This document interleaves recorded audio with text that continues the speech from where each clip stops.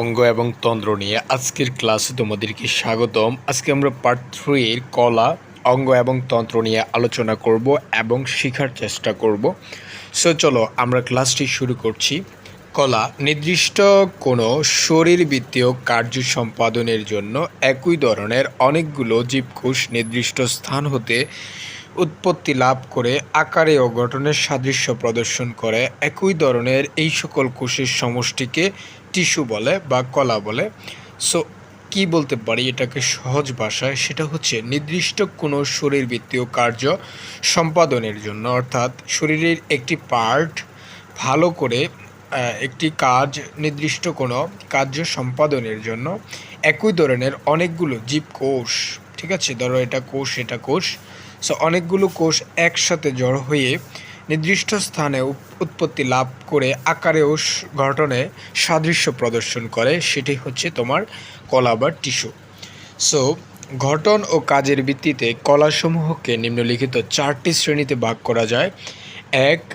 Epithelial tissue. 2.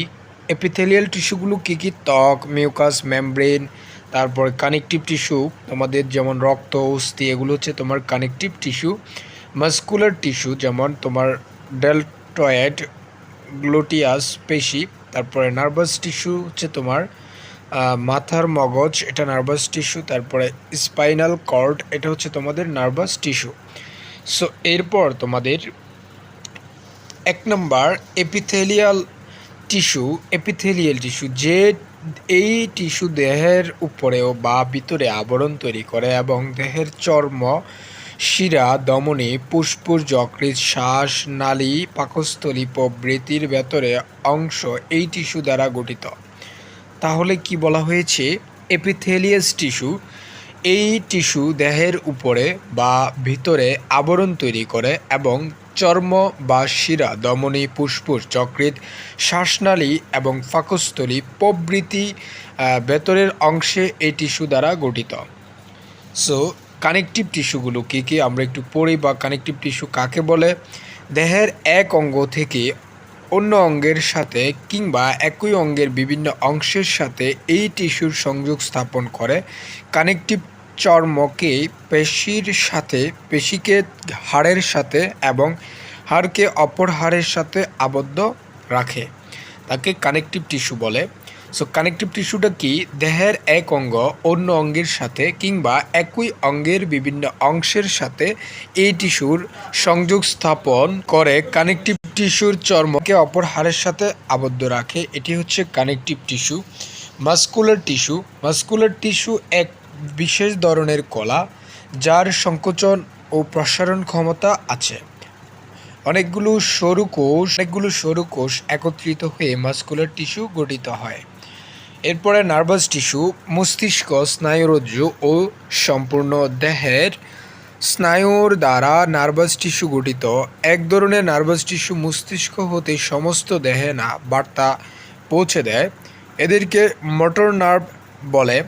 আবার আর এক ধরনের নার্ভাস টিস্যু মস্তিষ্ককে বার্তা পৌঁছায়, এদেরকে সেন্সরি নার্ভ বলা হয়। সো এরপরে তাছাড়া অনৈচ্ছিক স্নায়ু আপনা থেকে প্রকৃতিগতভাবে কাজ করে। নার্ভাস টিস্যু নিউরনস নামক এক ধরনের কোষ দ্বারা গঠিত। প্রত্যেকটি স্নায়ু কোষে 3টি অংশ রয়েছে, যথা কোষদেহ, অ্যাক্সন ও ডেনড্রাইট। এরপরে অঙ্গ বা অর্গান, যেটাকে আমরা অনেকগুলো কলা একত্রিত হয়ে একটি অঙ্গ তৈরি করে। এগুলোকে কলা থেকে অধিকতর জটিল কাজ সম্পূর্ণ করে থাকে, যেমন উদাহরণ পাকস্থলীর পরিপাকতন্ত্রের একটি অঙ্গ। পাকস্থলীর পরিপাকের জন্য বিভিন্ন কার্য সম্পাদন হয়ে থাকে বা করে থাকে। সো এরপরে আমরা তন্ত্র পড়ব। কতগুলো বিশেষ অঙ্গের সমষ্টিকে তন্ত্র বলে। এইসব অঙ্গের সমষ্টিগতভাবে একটি বিশেষ কাজ সম্পাদন করে পরিপাকতন্ত্র। এটি গলনালী, পাকস্থলী ও ইন্টেস্টাইন ছাড়াও যকৃৎ ও অগ্ন্যাশয় নামক সহযোগী অঙ্গ নিয়ে গঠিত। মানবদেহে নিম্নলিখিত তন্ত্র নিয়ে গঠিত। ত্বকতন্ত্র।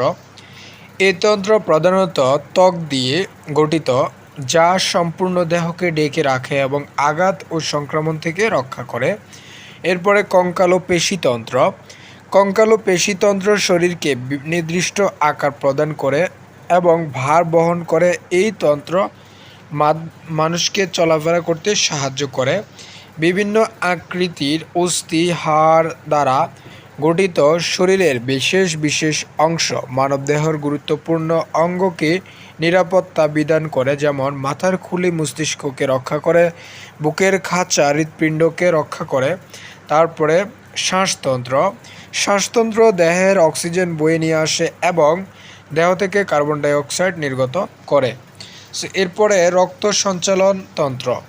রক্ত সঞ্চালন তন্ত্র শরীরের বিভিন্ন অংশের বিশুদ্ধ রক্ত পাঠায় এবং সেখান থেকে দূষিত রক্ত বহন করে ফেরত আনে। এরপরে পরিপাক তন্ত্র।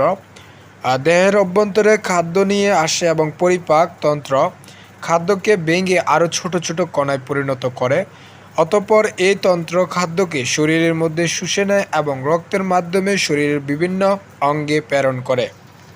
তাহলে পরিপাকতন্ত্রটা কি? দেহের অভ্যন্তরে খাদ্য নিয়ে আসে এবং পরিপাকতন্ত্র খাদ্যকে ভেঙে আরও ছোট ছোট কণায় পরিণত করে। অতঃপর এই তন্ত্র খাদ্যকে শরীরের মধ্যে শুষে নেয় এবং রক্তের মাধ্যমে শরীরের বিভিন্ন অঙ্গে প্রেরণ করে। এরপরে মূত্রতন্ত্র। মূত্রতন্ত্র শরীর থেকে অপ্রয়োজনীয় পদার্থ মূত্রের মাধ্যমে বের করে দেয়।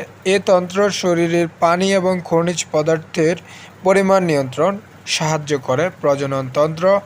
প্রজননতন্ত্রের মাধ্যমে জীব তার বংশবৃদ্ধি করে থাকে। তারপর হচ্ছে স্নায়ুতন্ত্র শরীরের ভিতর এবং বাহির থেকে বার্তা পায়। এ তন্ত্র বার্তাকে বিভিন্ন শ্রেণীভুক্ত করে এবং বার্তা অনুযায়ী দেহের বিভিন্ন প্রক্রিয়াকে নিয়ন্ত্রণ করে। তারপর হচ্ছে অন্তঃক্ষরা তন্ত্র। এ তন্ত্র শরীরের বিভিন্ন অংশে অবস্থিত কতগুলো নালীহীন গ্রন্থির সমন্বয়ে গঠিত। গ্রন্থিগুলো কিছু হরমোন তৈরি করে, যা শরীরের বিভিন্ন কার্যকরী নিয়ন্ত্রণে সাহায্য করে। লসিকাতন্ত্র। এই তন্ত্র কোষ থেকে লসিকা পরিবহনের জন্য নিয়োজিত এবং ইহা লসিকা নালীর জালক ও ছোট বড় অনেক লসিকা গ্রন্থি দ্বারা গঠিত রোগ প্রতিরোধ প্রক্রিয়ায় এটি একটি প্রধান তন্ত্র হিসেবে কাজ করে। এই ছিল আজকের পার্ট। ইনশাআল্লাহ পরবর্তী পার্টে মানবদেহের বিভিন্ন অংশ এবং কতিপয় পরিবেশ নিয়ে আমরা আলোচনা করব। সবাইকে অসংখ্য ধন্যবাদ। আসসালামু আলাইকুম রহমতুল্লাহ।